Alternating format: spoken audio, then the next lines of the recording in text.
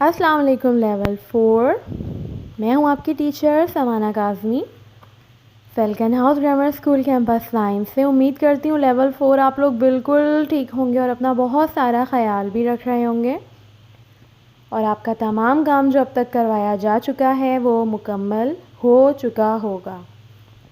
تو آج لیول 4 ہم لوگ کیا شروع کر رہے ہیں؟ اپنے میقات آخر کا نیا سبق، جو کہ سبق حکایات سعدی ہے. ٹھیک ہے، تو آج ہم حکایات سعدی پڑھیں گے، اور یہ سبق آپ کی کاروان اردو کے صفحہ نمبر 112 پر موجود ہے. تو آج ہم حکایات سعدی پڑھیں گے. شیخ سعدی شیرازی جو ایک بہت مشہور شاعر بھی ہیں اور حکایات بھی لکھا کرتے تھے. ٹھیک ہے، تو آج ان کے بارے میں ہم لوگوں نے پڑھنا ہے. تو جلدی سے آپ لوگ اپنی کتاب کا صفحہ نمبر 112 کھولیے اور میرے ساتھ سبق حکایات سعدی کی بلند خوانی شروع کریں. تو سب سے پہلے ہم شیخ سعدی کا تعارف پڑھیں گے، اور میرے ساتھ آپ لوگ غور سے پڑھیے گا بھی اور سنیے گا بھی. ٹھیک ہے.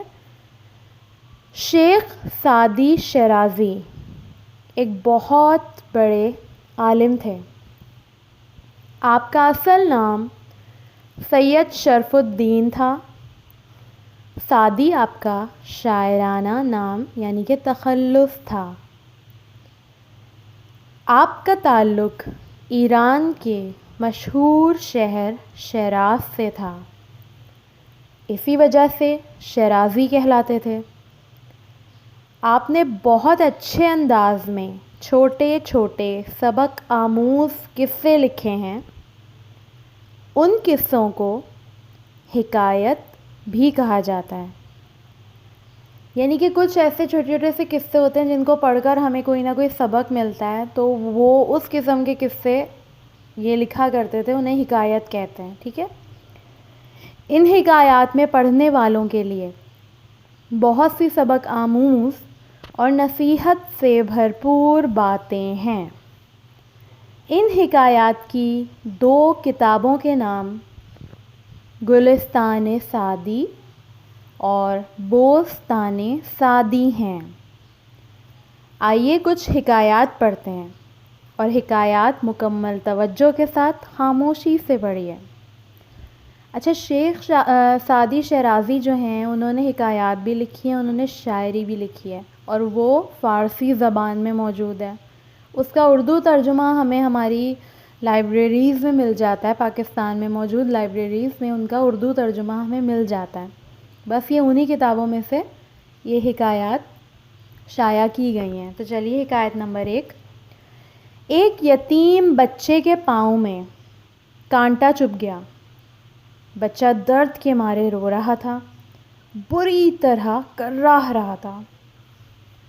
ایک امیر جو بہت نیک دل انسان تھا یہاں سے گزرا تو بچے کی حالت دیکھی. فوراً اپنے گھوڑے سے اترا. اس نے پہلے تو بچے کا پاؤں اپنی گود میں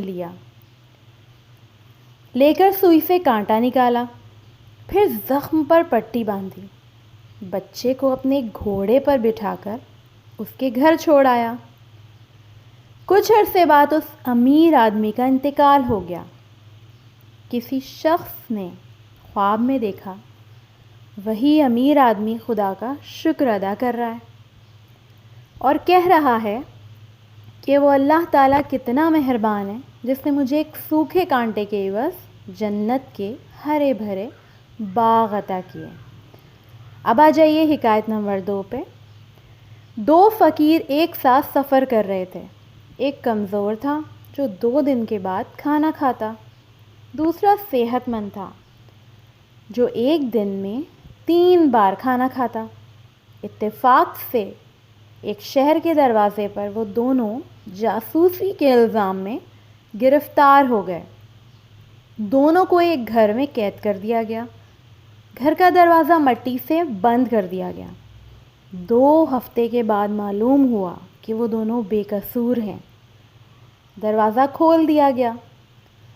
لوگوں نے دیکھا کہ صحت مند مردہ تھا اور کمزور زندہ سلامت تھا. لوگ یہ دیکھ کر حیران رہ گئے. ایک عقل مند شخص نے کہا اس کے خلاف ہوتا تو حیرت کی بات تھی، کیونکہ یہ زیادہ کھانے والا تھا، بھوک کی تاب نہ لگا سکا اور مر گیا.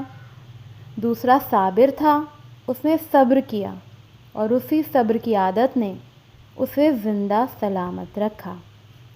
تو دیکھیے ان دونوں حکایات میں ہمارے پاس ایک سبق موجود ہے. جیسے حکایت نمبر 1 میں کہ ایک چھوٹی سی نیکی ہمیں کتنا بڑا اجر عطا کرتی ہے، کہ وہ انسان جنت میں پہنچ گیا جس نے بچے کا کانٹا نکالا تھا پیر سے.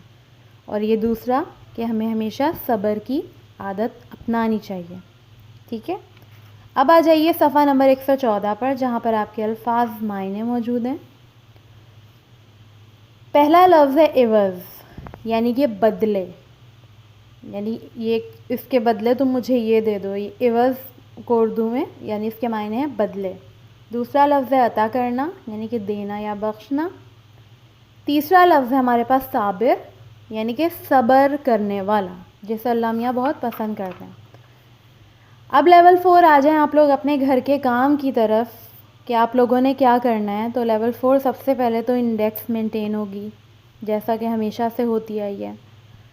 اس کے بعد آپ لوگوں نے عنوانی صفحہ بنانا ہے حکایات سعدی کا. ٹھیک ہے، پھر آپ لوگوں نے اس میں سے تقریباً 10 مشکل الفاظ چن کر لکھنے. ڈیٹ مینشن لازمی کیجیے گا. ٹھیک ہے، اور آپ لوگوں نے یہ جو الفاظ معنی 3 ہیں ان کو بھی یاد کرنا ہے اچھے سے. ٹھیک ہے، یہ آپ لوگوں کے گھر کا کام ہے. اپنا خیال رکھیے گا.